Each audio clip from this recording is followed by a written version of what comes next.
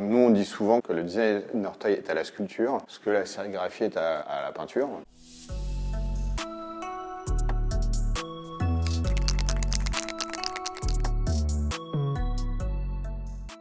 Je suis Michael Roy, je suis le fondateur et le dirigeant de la société Artoys que j'ai créée en 2003.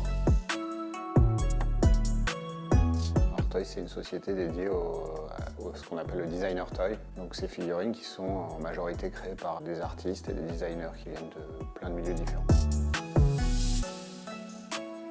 Chez Artoys, on va retrouver une large gamme de produits avec des pièces plutôt abordables qui commencent à 10-15 € sur tout ce qui est mini-figurines qui représentent l'entrée de gamme, qui se collectionnent un peu comme c'est un peu des bonbons. Donc c'est des figurines souvent blind box, donc on ne sait pas ce qu'il y a à l'intérieur, on va découvrir. Voilà, on peut s'attacher à une série, à des collections spécifiques. Après, on va arriver sur les produits, on va commencer à arriver à des prix un peu plus élevés. On va avoir notamment les bières briques. On va avoir toutes les créations Artoys Originals. On a également des pièces un peu plus extraordinaires et incroyables. En ce moment, on a un Goldorak de Ericsson. On a une grosse variété de produits qui fait qu'on est aujourd'hui, je pense, un incontournable en France et certainement en Europe.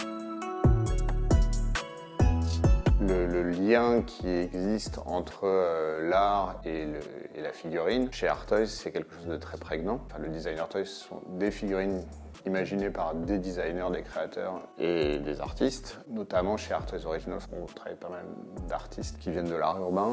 On travaille avec Alex One par exemple, avec Myst. Par le passé, on a travaillé avec 1, 2, 3 Clans, avec John One. Après, on travaille également avec des plasticiens. On travaille avec Swazik Chamayar, qui est une plasticienne nantaise, qui revisite la Vierge dans tous ses états et la croise pas mal avec des icônes de la pop culture. On travaille également avec un artiste et illustrateur incroyable qui s'appelle Stéphane Levallois, qui est notamment concept designer pour les studios hollywoodiens, qui a travaillé sur des énormes blockbusters, que ce soit des Marvel, les Harry Potter ou le dernier Alien par exemple.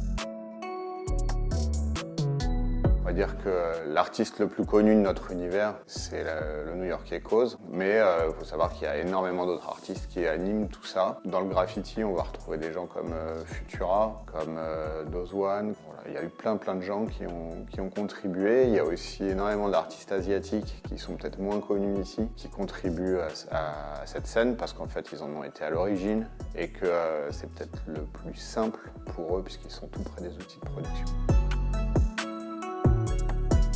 Alors sur la partie production, donc en fait on a un label qui s'appelle Artoys Originals. Il y a un second label qui va voir le jour très prochainement. Et en fait, donc on a un savoir-faire aujourd'hui dans l'édition de figurines, puisqu'on a commencé à éditer en 2008. Donc ça fait 14 ans qu'on édite des figurines de manière hyper régulière. Enfin tous les ans on sort des produits. On a également développé un savoir-faire que les gens connaissent peut-être un peu moins. C'est qu'en fait, en gros, ce savoir-faire dans l'édition de figurines, on le met également à disposition d'autres sociétés et on produit pour pas mal de boîtes en fait en parallèle. Donc dernièrement, il y a eu cette collaboration avec Fluctuart autour d'une œuvre de Rero et Stéphane Parrain. Et après, on travaille beaucoup avec des gens comme Ubisoft, comme Peugeot, Michelin.